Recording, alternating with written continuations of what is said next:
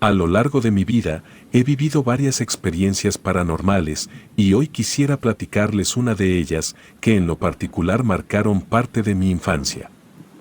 Y no es para menos, pues quienes la vivimos nos dejó marcas de por vida, quizá unas físicas y otras emocionales. No ha sido fácil, pues hemos tenido que aprender a vivir con eso que nos ocurrió. Nos sucedió a mi hermano, a un amigo y a mí, cuando éramos pequeños y nos quedamos solos en casa. Yo tenía si acaso los 11 años, los mismos que mi amigo, y mi hermano menor apenas había cumplido los 9 años. Vivíamos en una vecindad, la cual poco a poco se estaba quedando vacía. Ya había muy pocas personas en el lugar, nosotros éramos los únicos niños de la vecindad, y recuerdo que ésta ya se estaba cayendo a pedazos. Era una de las razones por las cuales también los vecinos fueron dejando el lugar para irse a vivir a otra zona.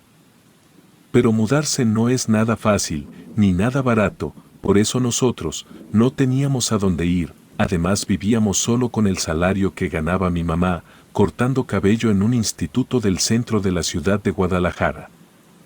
Nosotros no éramos exigentes, sabíamos las limitaciones con las que contábamos y que no había muchos recursos, y cuando mamá tenía que salir a trabajar, no había con quien encargarnos o a quien le pagara para que nos cuidara. Nos dejaba a nuestra suerte. Era cuando teníamos la oportunidad de invitar a nuestro amigo a jugar a escondidas a la casa. Nunca fue del agrado de mi madre, pues decía que era una mala influencia. Si no mal recuerdo, a él le llamábamos Carlos, y él vivía también en la vecindad en otro de los cuartos más retirados a nosotros. Ya éramos los únicos niños, nos llevábamos bastante bien, aunque a mi madre le pesara. Cuando Carlos llegaba a la casa nos divertíamos bastante, ya sea brincando en la cama o jugando a las escondidas. Fue en uno de estos juegos que descubrimos algo que mi mamá tenía muy oculto. Se trataba de una tabla Ouija, la cual la tomamos sin permiso y jugábamos sobre ella realizando preguntas estúpidas o carentes de sentido. Y cuando menos lo esperé, Carlos tomó la Ouija y nos preguntó a nosotros si ya sabíamos sobre la bruja que vivía en la planta alta. Hasta donde yo sabía, la planta alta ya había sido desalojada desde hace tiempo y no se podía vivir en ella, debido a que ya tenía tiempo de abandonada. Carlos nos comentó que sí había alguien. Pero nadie la veía debido a que se trataba de una bruja y solo se dejaba ver cuando algo tenía que hacerte. Ciertamente, me sentí aliviado de no verla nunca. Pero no noté que mi hermano era quien más mal la estaba pasando. Carlos nos comentó que quería probar seriamente la Ouija y la colocó sobre la mesa y preguntó lo siguiente: ¿quién vive en la planta alta de este cuarto? La Ouija no se movió al principio. Carlos y yo éramos los únicos que mantuvimos las manos sobre la flecha. Y cuando estuvimos a punto de desistir, la flecha se empezó a mover por sí sola. Mi hermanito pequeño corrió hasta el otro extremo de la sala. De lo asustado que estaba, la flecha apuntó a una B, para después desplazarse a una R. Carlos estaba leyendo lentamente lo que la flecha apuntaba, y en cuanto llegó a la U, me imaginé lo peor. Quité las manos inmediatamente, a lo que Carlos me regañó, diciéndome que eso no se tenía que hacer. En ese momento la puerta del patio se cerró fuertemente, lo que ocasionó un fuerte sobresalto en los tres. Corrí para asomarme, porque se había cerrado así de fuerte, y pude ver que una fuerte tormenta se acercaba. Les dije que solo fue el viento y le pedí a Carlos que ya se tenía que ir, pero me di cuenta de que aún no quitaba la mano de la flecha. No me puedes dejar así, dijo Carlos, quien me veía apurado. Se notaba que ya estaba asustado. Le comenté que ya sabíamos lo que diría, pero él insistió en que no teníamos que dejar a medias una respuesta. A regañadientes me acerqué para terminar la respuesta, siendo que mi hermano pequeño me pidió que no lo hiciera. Al poner mis manos sobre la flecha, esta comenzó a moverse hacia la J para después moverse hacia la letra A, y ahí se dejó de mover. Le dije que ya había quedado y que era hora de que se retirara. Se levantó y al darse la vuelta para salir de la casa, a través del vidrio difuminado de la puerta de la entrada, se podía observar un bulto parado enfrente. Los tres nos quedamos helados observando aquella figura. Mi hermano gritó diciéndonos que ya la habíamos invocado. Le dije que no se preocupara, pues no tenía por qué entrar, no lo podría hacer, pues la puerta tenía el seguro puesto. Pero esta empezó a abrirse lentamente. No la pensamos ni dos veces, y nos fuimos corriendo al cuarto de mi mamá. Cerré la puerta. Carlos y mi hermano se escondieron debajo de la cama de mamá. Mientras yo me quedaba sosteniendo la puerta, todo estaba en silencio y en un segundo se escucharon unos pasos arrastrándose dentro de nuestra casa. Me agaché, y por debajo de la puerta pude ver que había alguien descalzo caminando. Sus pies eran negros, las uñas de cada dedo eran largas y retorcidas, y se dirigía hacia donde estábamos nosotros. Ya sabía dónde nos encontrábamos. Me alejé de la puerta gateando y les dije que se estaba acercando. Busqué a mi alrededor donde esconderme, y noté que el closet tenía espacio suficiente. Me apresuré para acomodarme y cerrar las puertas, pero vi que mi hermano salió debajo de la cama y se quería meter conmigo. Carlos, al notar que se quedaría solo, también salió debajo de la cama y corrió hacia el closet.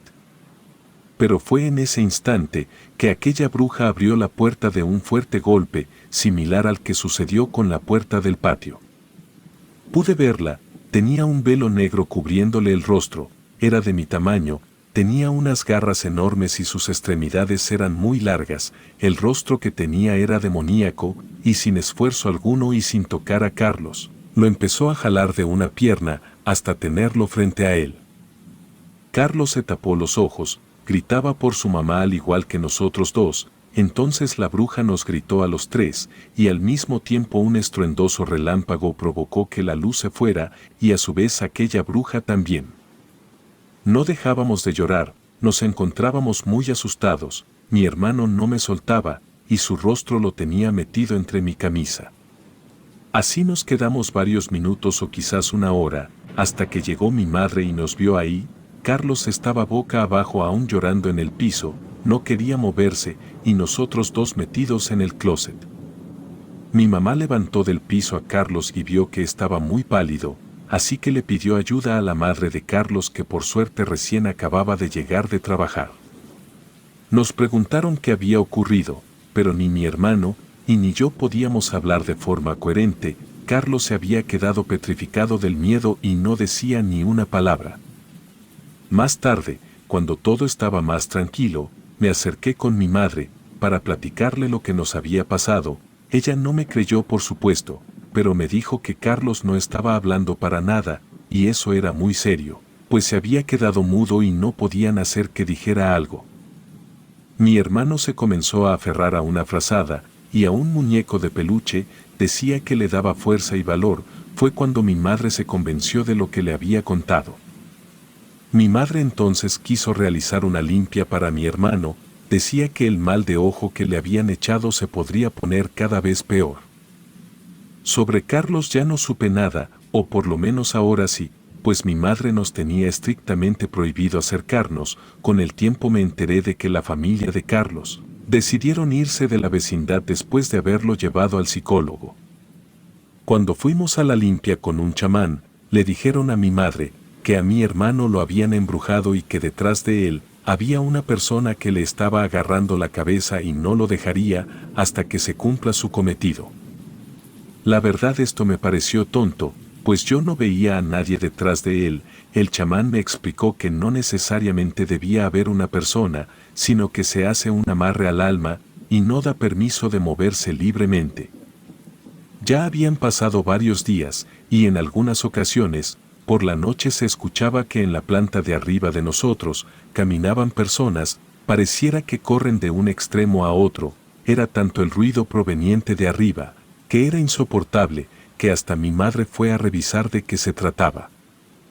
Ya éramos los únicos viviendo en la vecindad, y para ser los únicos, era mucho el ruido, pero mi madre nos decía algo para tranquilizarnos. Nos decía que no se trataba de nada, que todo podía deberse a una serie de ecos aguardados en las habitaciones. Pero a mí lo que me llamaba la atención es que en varias ocasiones escuchaba que se les caían objetos o movían muebles, y aquello no se trataba de un eco.